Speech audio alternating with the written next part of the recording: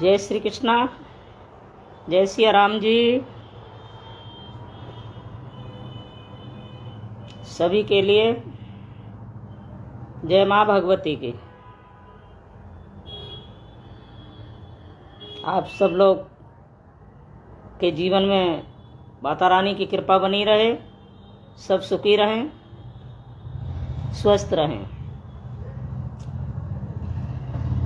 आज एक छोटे से मानव जीवन के बिंदु पर चर्चा करेंगे और हम सबका शायद इस वक्त वो कर्तव्य बन चुका है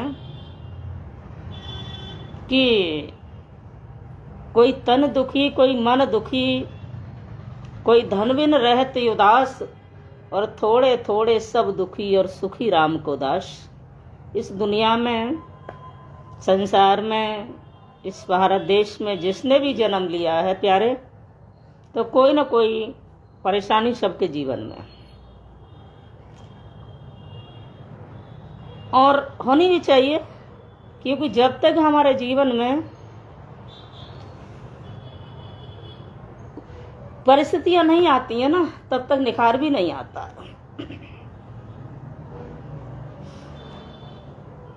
माने ये नहीं है कि हमारे जीवन में कितने सुख हैं, कितने दुख हैं, और कितना हमारा बड़ा नाम है, कितना हम पैसे वाले हैं, कितने सुंदर हैं। महत्व ये रखता है कि इन सब को लालन पालन करते हुए हमने जीवन में सहन करने की, समझने की, आगे बढ़ने की क्षमता कितनी है हमारे अंदर। लेकिन सबसे बड़ी बीमारी क्या है जीवन में? मनुष्य को, स्त्री हो, पुरुष हो, कोई भी हो, सबसे ज़्यादा बड़ी मर्ज क्या है और उसका इलाज, उसकी मेडिसिन, उसकी दवाई भी अनिवार्य है। आज सबसे बड़ा जो रोग है ना लोगों को, उससे हम कैसे छुटकारा पाएं। आज हमारे भारत देश के अंदर हर घर में, हर समाज में, हर जगह रिश्ते तार तार हो रहे हैं, है ना। और इनको बचाने का समय आ चुका है। दूसरे को तो हम क्या बचा पाएंगे, खुद को बचाने का। इसलिए ये सब संभव कैसे होगा? कौन इसका डॉक्टर है, कहाँ इसका हॉस्पिटल है? ये बड़ी दर्द भरी जीवन की एक सबसे बड़ी समस्या का कारण है। हम खुद को कैसे बचाएं? और खुद को नहीं बचा पाएंगे तो हम दूसरों को कैसे समझा पाएंगे? अगर हमने इस पर जरा भी अमल नहीं किया ना, तो आने वाला भविष्य, मुझे नहीं लगता कि 5 साल पहले, ज़्यादा समय नहीं, 5 साल पहले बहुत शांति थी, कहीं तक शांति थी। और अब वो 5 साल बाद, 10 साल और बीतेंगे, तब कैसा हाल होगा, वो कैसा नज़ारा होगा, हमारे आने वाले बच्चे कैसे होंगे। इसलिए प्यारे, हम किसी भी बात का निर्णय नहीं ले पा रहे हैं, तो खुद को समझने के लिए, अध्यात्म बल पाने के लिए, अंतःकरण में हमें समझने के लिए सबसे पहले गुरु कृपा की आवश्यकता है।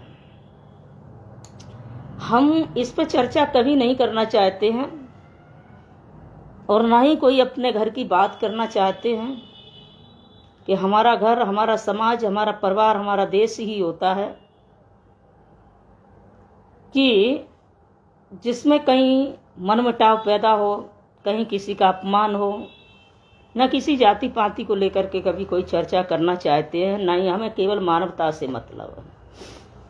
जितने भी हैं ना हमारे देश के अंदर, हमारे फेसबुक परिवार के हैं अथवा नहीं है, सब हमारे भाई हैं, हमारे बच्चे हैं, हमारे माता पिता हैं। ऐसा भाव हमने शुरू से रखने की कोशिश की है और भगवान से यही प्रार्थना करते हैं कि कभी बड़प्पन न जागे, ताकि हमें कभी ऐसा अवसर मिले कि हमारी कोई सेवा करे या करे। जब तक घट में प्राण है ना, तब तक हाथ मन से न हो, धन से न हो, तन से न हो, लेकिन मन वाणी क्रम से तो आप लोगों की सेवा होती ही रहे, ये सबसे बड़ी बात है। और सेवा करने के लिए शाश्वत समर्पण साधना की आवश्यकता होती है, छोटा बनना पड़ता है। लेकिन हम छोटा बनना ही नहीं चाहते हैं, है ना। जब तक हम छोटा नहीं बनना चाहते हैं तब तक हमारे अंदर उदारता नहीं आ सकती है, कोमलता नहीं आ सकती है, मधुरता नहीं आ सकती है। तो मेरे कहने का तात्पर्य है कि हम किसी रिश्ते नाते सिद्धांत संत गुरु नहीं बताना चाहते हैं किसी को। हालांकि हम राम श्याम के देश के हैं, उन्होंने भी महान पुरुषों ने गुरु शरणागति की है और हम सबको भी करना चाहिए, लेकिन इसका अर्थ समझना चाहिए। आज क्या है, गुरु गलन में घूमते कंठी ले ले मोल, गली गली में गुरु घूम रहे हैं। भैया किस पर विश्वास किया जाए। गुरु गलन में घूम रहे कंठी ले ले मोल, और मर्म न जाने खुद नाम का। गलियों में तमाम गुरु घूम रहे हैं, तमाम भगवादारी घूम रहे हैं, तमाम पाखंडी घूम रहे हैं। अच्छे महान संत होते वो कभी नहीं चाहते हैं कि हम अपना प्रचार करें, हम अपना वो करें। और ये सबसे बड़ी जीवन की मूल कारण है कि जिसने पाया है वही तो समझ पाएगा। और हम भी इसकी तलाश में हैं बहुत लंबे समय से। वैसे तो बचपन में गुरु शरणागति हुई है, लेकिन भगवान विष्णु ने, भगवान नारायण ने हम सबको ये संदेश दिया है कि जीवन में शिक्षा गुरु, अध्यात्म गुरु, कई एक प्रकार से जीवन में 24 गुरुओं की शरणागति उन्होंने बताई है और करके दिखाए हैं। लेकिन उस समय हम इस लाइन से बहुत अलग थे, बहुत छोटे थे, और तब से आज तक हम ये तलाश कर रहे हैं, भगवान से प्रार्थना करते हैं कि प्रभु फिर कोई ऐसी शरणागति दीजिए सिद्ध पुरुष की, ताकि थोड़ा सा जीवन का कल्याण हो और मार्गदर्शन समझ में आए। तो गुरु की महिमा का वर्णन, मनुष्य के जीवन का मूल अस्तित्व का कारण समझने के लिए हमें कुछ त्यागना पड़ेगा, कुछ प्राप्त करना पड़ेगा। और यही हमारे देश में आज रिश्ते तार तार हो रही है संस्कारों से। मूल कारण इसका यही है। हमारे सिद्धांत, हमारे संस्कार, हमारे आचरण जब तक नहीं बदलेंगे, जब तक हम नहीं संवरेंगे, तब तक हम अपने रिश्तों को, अपने परिवार को, अपने समाज को, इनको नहीं बचा सकते। और ये धर्म हमारा आपका ही है और किसी का नहीं है ना। तो ये सब हमें गुरु सानिध्य से, सिद्धांत से प्राप्त होता है जी। अब गुरु कहाँ मिले, बड़ा मुश्किल शब्द है ये। गुरु किसी स्त्री पुरुष का नाम नहीं, किसी भेषधारी का नाम नहीं, किसी बाजार की वस्तु का नाम नहीं। तो कहाँ मिले गुरु। अब मन में चाह रखो। हमारे यहाँ संत भगत जगत ऐसे ऐसे हुए हैं कि जिन्हों से पशु पक्षियों को, उड़ते हुए पक्षी को, धरती माता को, सरोवर को, जल को, आकाश को, इन पशुओं को, किसानों में ऐसे कई उदाहरण आए हैं शास्त्रों में। भगवत के मतलब हमारे किसान भाइयों ने अपनी खेती करते समय ही अपने बैलों को, अपनी भैंस को, अपनी गाय को गुरु मान लिया, कल्याण हो गया। यानी लक्ष्य एक होना चाहिए, कहने का मतलब एक है, तभी कुछ प्राप्त होगा। इसके लिए विश्वास होना चाहिए। तो गुमाने अंधकार, रूमाने प्रकाश। हमारे चंचल मन की जो विचलित धारा है, जो भटक रही है, जो हम छोटी छोटी चीज में आज बड़े दुखी हो गए हैं। जरा सी देखा है ना कई एक मंच ऐसे हो गए हैं, कई एक द्वार ऐसे हैं, कई एक दरबार ऐसे हैं, वो तो अच्छा कर रहे हैं, भगवान उनको खूब कृपा दे, खूब ऐसे ही आगे बढ़ते रहें। लेकिन समाज की ऐसी स्थिति बन गई है कि हमारी माताएं, बहनें, भाई, बंधु अपने निजी रिश्तों की चर्चाएं बाहर जाके करने लगे हैं, सोशल मीडिया पे करने लगे हैं।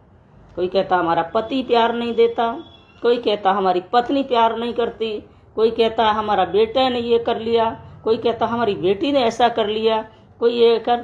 भाई क्या चल रहा है?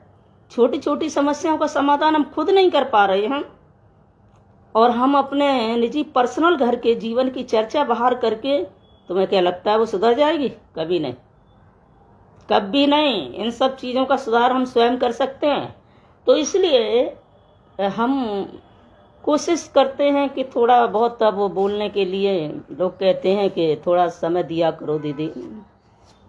सोशल मीडिया पे शुरू से ही आने की आदत नहीं रही ना, अब बहुत ज़बरदस्ती किया है तो थोड़ा सा मन लगाते हैं, कोशिश करते हैं, टूटा फूटा जैसा भी आता है। तो घुमाने अंधकार रुमाने प्रकाश, जो हमारी भटकी हुई वृत्ति को, बिगड़े हुए मन को, चंचल मन को अंधकार रूपी उस परिस्थिति से सदमार्ग की तरफ ले जाए, प्रकाश की तरफ ले जाए। ऐसे महान पुरुष की दिव्य वाणी को जहाँ हमारा मन ठहर जाए उसे गुरु बनाना चाहिए, है ना। गुरु किसी स्त्री पुरुष का नाम नहीं है, किसी बाजार की वस्तु का नाम नहीं है। तो जहाँ हमारा मन ठहर जाए, जिस शब्द पर हमारा मन ठहर जाए, उसको हमें गुरु बनाना चाहिए। अब देखा है, गुरु शिष्य बेचारे सारे दिन पल्लेदारी कर रहे हैं, पसीना निकल रहा है, बहुत मेहनत कर रहे हैं, जिसके एक टाइम भोजन करने के लिए पर्याप्त नहीं है। मैंने देखा है, बहुत देखा है। और हमारे दरवाजे से वृंदावन में एक टूटी फूटी कुटिया जहाँ हम रहते हैं, आप लोगों को शायद पता भी होगा, चैतन विहार पापड़ी चौक जिसका नाम है, तो रास्ता यहीं से गुजरता है मंदिरों को जाने के लिए। तो कभी कभी हम ऊपर रहते हैं, नीचे जाते हैं ना, तो सुबह के टाइम और शाम के टाइम जब मार्केट हल्का होता है ना, तो बहुत सारे लोग बिहार के, मध्य प्रदेश के, अन्य जगह के, जो बाहर ज़्यादा संख्या दो जगह की रह रही है, बिहार और बंगाल और मध्य प्रदेश, तो हजारों की संख्या में, सैकड़ों की संख्या में माताएं अपने बच्चों को, छोटे छोटे बच्चों को ले जाती हैं। तो हाव भाव से, पहनाव से भी समझ में आ जाता है ये कहाँ के रहने वाले हैं। परिचय भी रामा कृष्णा करते हैं वो लोग, तो हम लोग उनसे चर्चा भी करते हैं इस बात की, है ना। तो बड़ा कष्ट होता है कभी कभी कि हम स्वयं सक्षम बने, चाहे एक टाइम भोजन मिले, और बड़ा कष्ट होता है कि इतना मेहनत करते हैं। गुरु किसको बना लिया है? गुरु सानिध्य किसका लिया है तुमने? गुरु चरणों का आश्रय किसका लिया है? तो ऐसे नाम बताते हैं, ऐसा बोलते हैं वो लोग कि उनको सारे दिन मेहनत करने से पति पत्नी को 500 से 400 रुपये मिलते हैं, और जब गुरुदीक्षित हुए, वो गुरु शरणागति हुए, तो उन्होंने जैसे तैसे इकट्ठा करके पेट काट के 5000 रुपये वहाँ दिए। ये कैसी गुरु दक्षिणा है? ये कैसा गुरु भाव है? तब बोलना पड़ता है कभी कभी शिष्य की परिस्थितियों का, शिष्य के भाव का, शिष्य की संवेदनाओं का ख्याल। जब हर जगह से उम्मीदें खत्म हो जाती है, तब गुरु पर निर्भर होता है। और गुरु कभी ऐसा नहीं करते। सदगुरु की ये कृपा होती है कि वो हमेशा उनको आशीर्वाद देते हैं, उनको मार्गदर्शन देते हैं, उनके दुख सुख के साथ ही होते हैं। लेकिन यहाँ तो गुरु आज सभी नहीं, लाखों में, हजारों में, सैकड़ों में 2-4 ऐसे हैं कि चूल्हा नहीं जल रहा शिष्य के घर में, और गुरु बड़ा वीआईपी व्यवस्था में है। ये पैसा कहाँ से आता है? उनसे आता है जो बहुत मेहनत करते हैं, बहुत मजदूरी करते हैं। तो हम विरोध नहीं कर रहे इस बात का, हम इसमें सम्मिलित हैं, सम्मान करते हैं, लेकिन कहीं ना कहीं हम भटके हुए हैं और आज हमें उसकी ज़रूरत है। तो लंबा वीडियो हो जाए इससे कोई बात नहीं है, लेकिन हम आज से जीवन के सबसे पहले महत्वपूर्ण बिंदु पर ही चर्चा करेंगे, उसके बाद गुरु शिष्य की वाणी पर ही हम चर्चा करेंगे। महान पुरुषों ने कहा है कि हम कितने भी बड़े हो जाएं, और हम आप भी समझ लें कितने भी बड़े हो जाएं, जिनकी कृपा से मन का अंधकार दूर हो जाता है और दिव्य दृष्टि प्राप्त होती है, ज्ञान पैदा होता है, उन गुरु के चरणों में हम बारंबार प्रणाम करते हैं। ऐसे संतों को बारंबार प्रणाम करते हैं, ऐसे गुरुओं को हम बारंबार प्रणाम करते हैं। और अंत में मनुष्य जीते जी अपने अंधकार से निकल करके और हिम्मत धारण करके मन में दुखों का, परिस्थितियों का सामना करता हुआ आगे बढ़े, सूर्य के समान हिम्मत वाला प्रकाशवान बन करके उसी पवित्र कृपा को गुरु कृपा कहते हैं। गुरु के चरणों का आश्रय जिसको मिला है उनके जीवन धन्य हो गए। वैसे तो बहुत सारे पैसे वाले लोग हैं, पैसे के माने नहीं रखते हैं। पैसा अगर किसी भी तरीके से कि संसार है ये तुम्हें नहीं जीने देगा, तुम गरीब हो गए, लोग कहेंगे कैसा है, इसके पास कुछ है नहीं। पैसे वाले हो जाओगे तो कहेंगे लोग 2 नंबर की कमाई की है। और बहुत घर छोड़ के बाहर मेहनत करने जाओगे, कभी कभी घर आओगे तो घरवाली और समाज के लोग कहेंगे हमेशा बाहर पड़ा रहता है, और घर में रहोगे कुछ नहीं, बाहर नहीं जाओगे तो कहेंगे निठल्ला सा पड़ा रहता है। इस समाज के मन की किसी ने नहीं कर पाई। इसलिए हमें क्या करना है, तो सुतदारा और लक्ष्मी पापी के घर होए। लेकिन इतना लिखने के बाद भी 2 बिंदु छोड़ दिए हमारे सदगुरुओं ने, महान पुरुषों ने, कि संत समागम हरि कथा तुलसी दुर्लभ होए। तो वास्तविक संत उसको कहते हैं जहाँ बैठने से शांति प्राप्त होती है। साधु की परिभाषा वो है कि जिसकी साधना अटल हो। गुरु की परिभाषा वो है जो हमारे भटकते हुए विचलित मन स्थिति को मजबूत करके ताकत प्रदान करे, जीने का सद्मार्ग समझाए, कर्तव्य को समझाए, वह गुरु की परिभाषा है।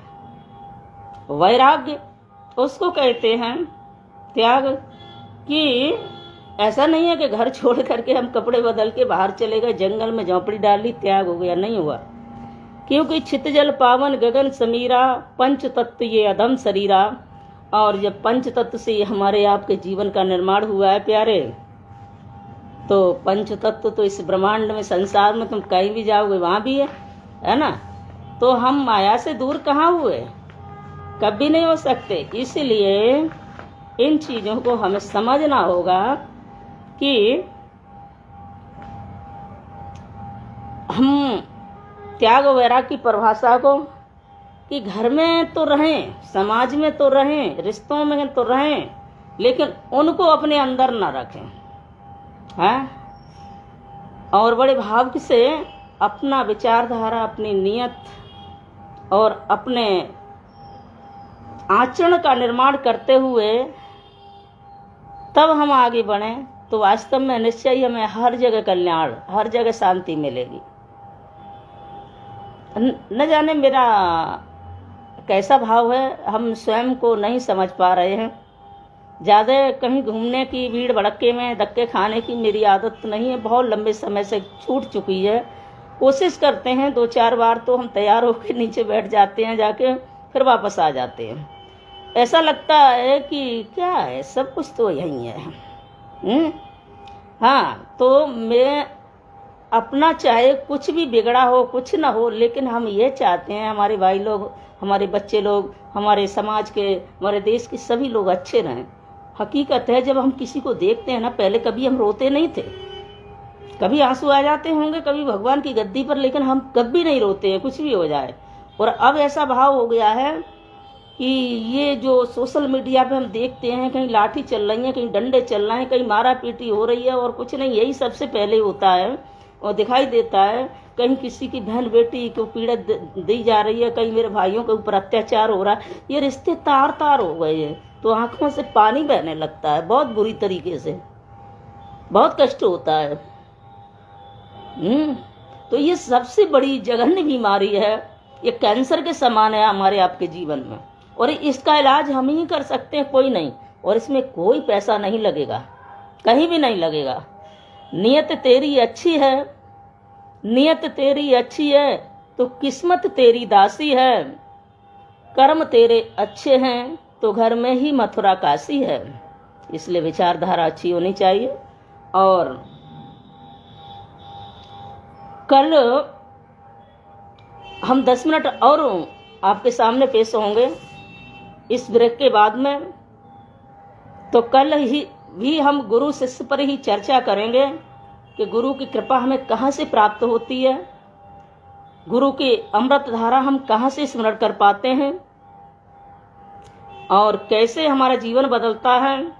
कि हमें कोई भी परिस्थिति होती है नहीं होती है, किसी के घर में, किसी के मन में, किसी की कमर में, किसी के पैर में, किसी के सिर में, किसी के हृदय में, किसी को धन की, किसी को कर्म की, किसी न किसी तरह की परिस्थिति सबको है। जब किसी सिद्ध पुरुष के सामने जाते हैं तो हम वहाँ जाकर के ऐसे दीनहीन की तरह हाथ जोड़ के खड़े हो जाते हैं, महाराज कृपा करो, महाराज कृपा करो, महाराज की झोली में रखी है खाक है। हम अपनी कमजोरी दर्शाते हैं, कभी नहीं दर्शाना चाहिए। हाँ, मन ही मन आप मंदिरों में, गुरुद्वारों में, संतों के दरबार में प्रार्थना करो, बहुत अच्छी बात है, वो करनी भी चाहिए। हमें सबको प्रणाम करना चाहिए और हम भी करते हैं, लेकिन ऐसा प्रणाम जो आज हम कर रहे हैं, अधिकतर जहाँ हम भटक भी रहे हैं बहुत ज़्यादा, लेने कुछ जाते हैं, खो के सब कुछ आ जाते हैं। यहाँ हमें समझने की आवश्यकता है। तो कहीं जाकर के हम रोते हैं, कभी अपने घर के, अपने जीवन के, अपने परिवार के, अपने रिश्तों को लेके बाहर वालों के सामने कभी मत रोइए। कभी में लोग तमाशा बनाते हैं, इलाज स्वयं मेरे पास है, फिर क्या करें। एक महापुरुष बैठे हुए थे, एक सदगुरु विराजमान थे, हजारों की संख्या में शिष्य लोग आए, माताएं थी, बच्चे थे, बेटियां थी, भाई थे, और वो अपने ध्यान में बैठे थे। सबने हाथ जोड़ के प्रार्थना की, गुरुदेव को प्रणाम किया, कृपा करो। गुरुदेव ने कहा खुश रहो। दूसरा आया, गुरु जी कृपा करो, हम बहुत परेशान है। उन्होंने कहा चिंता मत करो, खुश रहो। तीसरा आया, भगवान बहुत दुखी है, कृपा करो, धंधा नहीं चल रहा है। गुरुदेव ने कहा चिंता मत करो, खुश रहो। मरीज तो आए सैकड़ों, लेकिन डॉक्टर एक ही है, बीमारी अलग अलग है, आशीर्वाद एक ही है। ऐसा कभी तो हुआ होगा ना, तभी तो ये शब्द है। क्यों बोलते हैं लोग ऐसा? क्या कहने से भला हुआ है? हाँ, इस संसार में संतों की बहुत बड़ी महिमा है। भारत देश के अंदर सबसे पहले सृष्टि की रचना हुई थी ना, तो भगवान नारायण ने की कृपा से यहाँ संत ही स्वयं रूप लेकर के आए थे। संत सत्य सनातन धर्म के अंदर सबसे पहले सृष्टि की रचना हुई ना, तो ब्रह्मा जी के माध्यम से भगवान नारायण ने 4 रूपों में अवतार लिया था। सनक सनंदन सनातन एवं संत कुमार, विश्वंभर का विश्व में है पहला अवतार। क्यों आए? धर्म का प्रचार करने के लिए। और 5 वर्ष की अवस्था का बालक रूप रहने के लिए उन्होंने भगवान नारायण से वरदान मांगा, ब्रह्मा जी से वरदान मांगा। उन्होंने वरदान भी दिया, लेकिन कुपित हो गए थोड़ा मन से, तो आगे सृष्टि की लीला आगे की है, जो तो भागवत जी की कथाएं हैं, पुराणों की कथाएं हैं। लेकिन इनमें से ही कुछ लेकर के आप सबके सामने प्रणाम मार्गदर्शन लिया जाता है, क्योंकि हम सब इसी से जुड़े हुए हैं। तो मेरे कहने का तात्पर्य यह है कि आग लगी संसार में, जल जल गिरे अंगार, जान होते संत तो जल मरता संसार। लेकिन आज संतों को पहचानने की जरूरत है। परसों हम देख रहे थे, एक मोबाइल पर वीडियो चल रहा था, जैनी धर्म को हम सबसे ज़्यादा पवित्र मानते हैं, भगवान ऋषभ देव जी के ये वंशज हैं। भगवान के 24 अवतारों में ऋषभ देव जी का भी अवतार आता है भागवत जी के अंदर। सबसे ज़्यादा ये पवित्र प्रथा थी। और लेकिन एक वीडियो परसों देखा मैंने, उसको रखा भी है सेज करके वक्त आने के लिए। तो जघन्य तरीके से उस जैनी बाबा को मार रहे थे कुछ गृहस्थ भाई, क्योंकि उसने ऐसा गृहस्थ कार्य किया था। ये सब देख कर के ना दिल हिल जाता है, किस पे भरोसा किया जाए। तो हम उन माताओं के लिए, उन बेटियों के लिए ये शब्द उन बच्चों के लिए रखना चाहते हैं कि जो आज अधिक से ज़्यादा, उनकी गलतियां नहीं होती, वो भाव ऐसा शीतल है उनका, वो भटक जाते हैं। तो उनके लिए हमको लगता है कि बोलना चाहिए। अगर 100 लोगों में एक भी समझ जाता है तो मेरे लिए बहुत महत्वपूर्ण बात होगी, आप सबके लिए भी होगी अगर ये समझ पाएंगे। तो वैसे तो सभी विद्वान हैं और विद्वान लोगों को हम बहुत प्रणाम करते हैं, बहुत सम्मान करते हैं, और भगवान की ऐसी कृपा है कि आज तक अच्छे ही हमारे सब रिश्ते हैं। न जाने क्योंकि हम अपने जीवन में अच्छे नहीं हैं, कोई आचरण मेरा अच्छा नहीं है, कोई हमको ज्ञान नहीं है, कोई मतलब नहीं है, कोई लक्षण नहीं, फिर भी मेरे जीवन में जितने भी जुड़े हैं वो सब अच्छे जुड़े। ये तो मेरे बिहारी जी का बहुत बड़ी कृपा है, बहुत बड़ा धन्यवाद है। तो आने वाले 2 महीने में गुरु पूर्णिमा भी आ रही है, तो अब की यही तैयारी करनी है अपने को। तैयारी तो सदा से ठाकुर जी कृपा है उसी दिन हो जाती है मनुष्य की, जिस दिन मनुष्य जीवन प्राप्त होता है, महत्वपूर्ण, जिसके लिए देवता भी तरसते हैं। लेकिन हमें ये समझना है, हम भाड़ों की तरह, साड़ों की तरह पीछे भगते हैं सब एक दूसरे के। अपने घर में चूल्हा नहीं फूकता है, बच्चे भूखे रहते, भरपेट भोजन नहीं मिलता है, और हम कहीं जाकर के सब कुछ समर्पित कर देते हैं गुरु के नाम पर। ये थोड़ा कम हो जाए, हम स्वयं समझ पाए। तो ऐसे ऐसे महान पुरुष हुए हैं कि उन्होंने घर बैठ कर के ही अपना जीवन धन्य कर लिया, सब कुछ समझ लिया। और ऐसे ऐसे महान पुरुष हैं कि सब कुछ त्याग करके जंगलों में रह करके भी दुकानें चला रहे हैं। तो ये माने नहीं रखता है कि हम रिश्ते छोड़ें, घर छोड़ें, परिवार छोड़ें, कहीं आश्रम बनाए लंबे छोड़ें तभी हम तपस्वी होंगे। नहीं, मेरी नज़रों में, और मैंने सुना भी है संतों के मुख से, श्रीमुख से, महान पुरुषों से, और शास्त्रों में भी, कि इन 4 आश्रमों में, 4 वर्णों में सबसे बड़ा जो वर्ण और आश्रम है ना, वो गृहस्थ आश्रम है। अगर ये गृहस्थ आश्रम न होता ना तो कोई धर्म मजम चलने वाला नहीं था। अगर कहीं सबसे बड़ी मार पड़ती है ना तो हमारे गृहस्थ आश्रम पर ही पड़ती है। कभी प्रकृति की, कभी समाज की, कभी शासन सत्ता की, और कहीं धर्म कर्म में पीछे रखा जाता है ना, तो जो अपना खून पसीना बहा करके, दरियां बिछा बिछा करके, झाड़ू लगा करके, भीख मांग के, कलेक्शन इकट्ठा करके जो बड़े बड़े आयोजन करवाते हैं ना, उन्हीं को पीछे रखा जाता है। इन चीज़ों से हमें कहीं तक निकलने की कोशिश करनी होगी और कुछ समझना होगा। और हम समझ जाएंगे तो समझ लो हमारा परिवार, हमारे बच्चे तो समझ ही जाएंगे। और इस प्रकार से जब हमारी चित्तवृत्ति बन जाती है ना तो धीरे धीरे सब समझ जाते हैं। तो हमारा खान पान कहीं ना कहीं गलत है, हर किसी का नहीं, अपने ऊपर मत लेना। जितने भी हमारे भाई लोग जुड़े हैं वो तो सब अच्छे ही है। एक हम 6 महीना पीछे कथा करने गए थे, सच मानो, हालांकि हमारे पूर्वजों का वहाँ जन्म हुआ है, वहाँ से 4 किलोमीटर दूर है, और उस गांव में बच्चा बच्चा दारू पीता था। पूरे गांव में कहीं रुकने को जगह नहीं मिल रही थी, जहां भी रुकते थे उस सारे कमरे में लहसुन भरा हुआ था।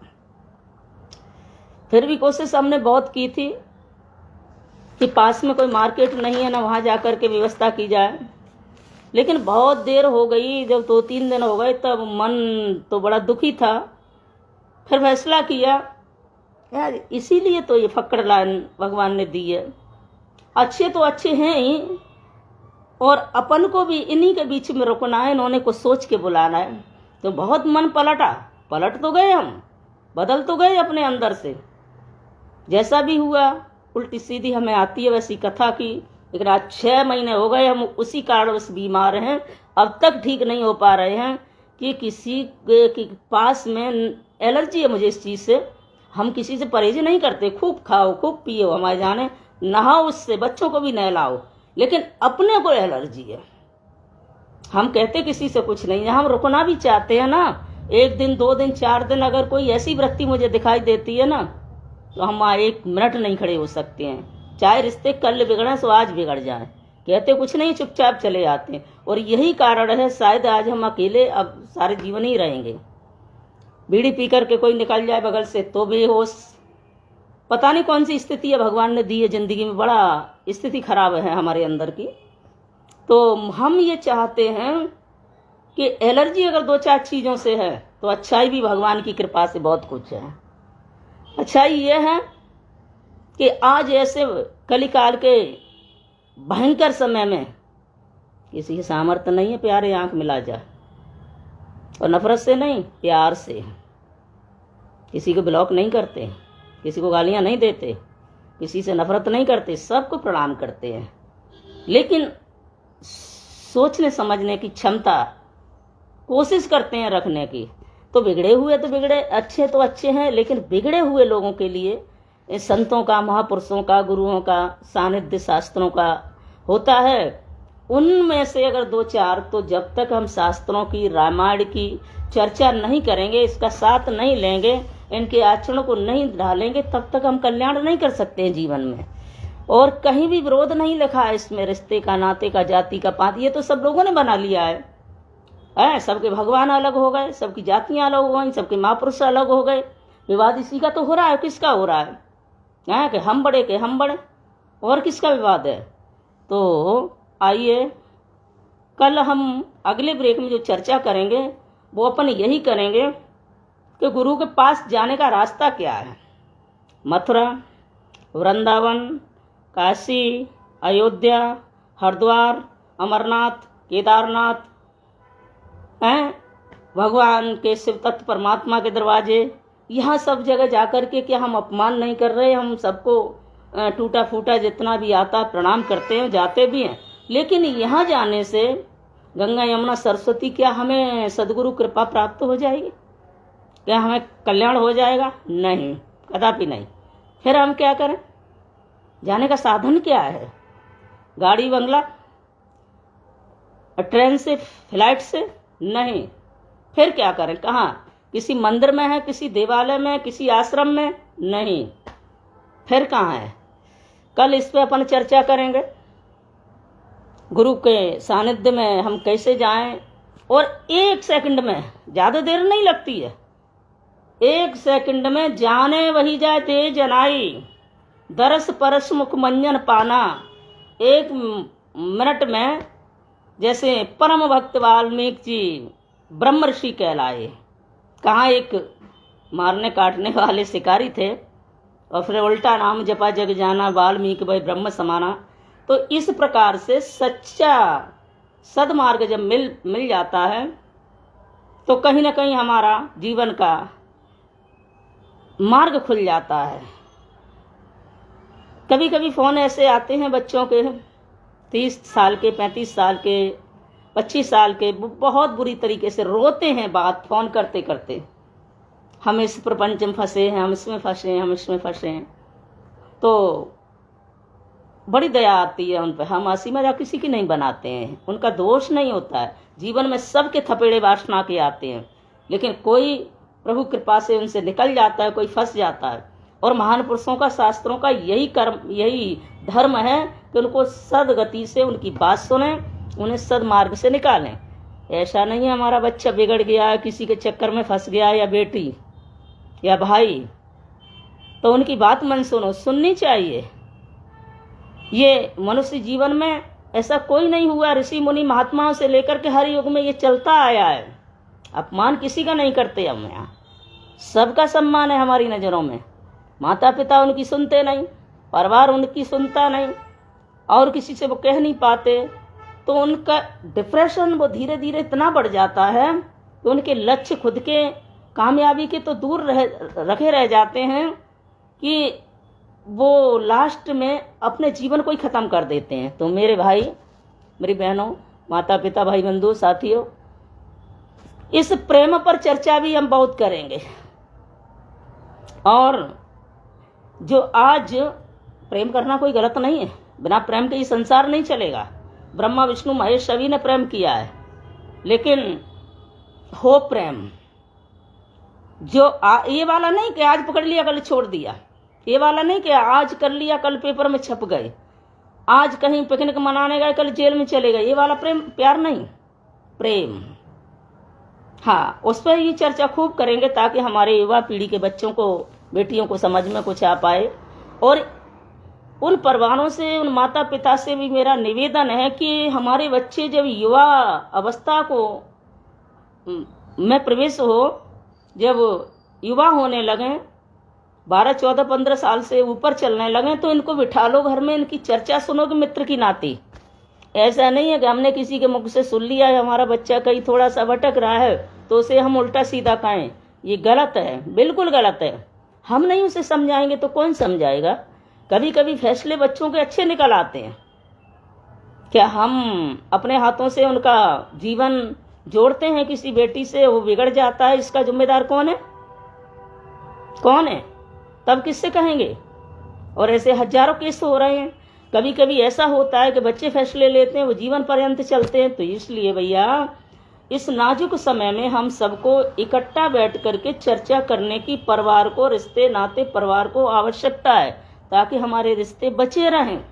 रिश्ते बचेंगे, मनुष्य बचेगा तो धर्म हो पाएगा, और धर्म बच पाएगा, समझ पाएंगे। और जब जीवन ही नहीं बचेगा तो धर्म हमारा किस काम का? किसी काम का नहीं। इसलिए जीवन बहुत महत्वपूर्ण है, उसको संभाल के रखो, उसे कभी बिगाड़ना नहीं है। सबसे महत्वपूर्ण चीज है, ये बार बार प्राप्त नहीं होता है। बड़े भाग्य मानुष तन पावा, सुर दुर्लभ सद ग्रंथन गावा।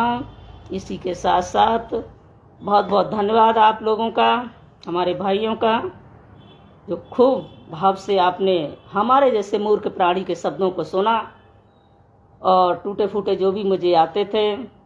खूब मस्त रहो, खुश रहो। जय श्री कृष्णा, जय श्री राधे जी।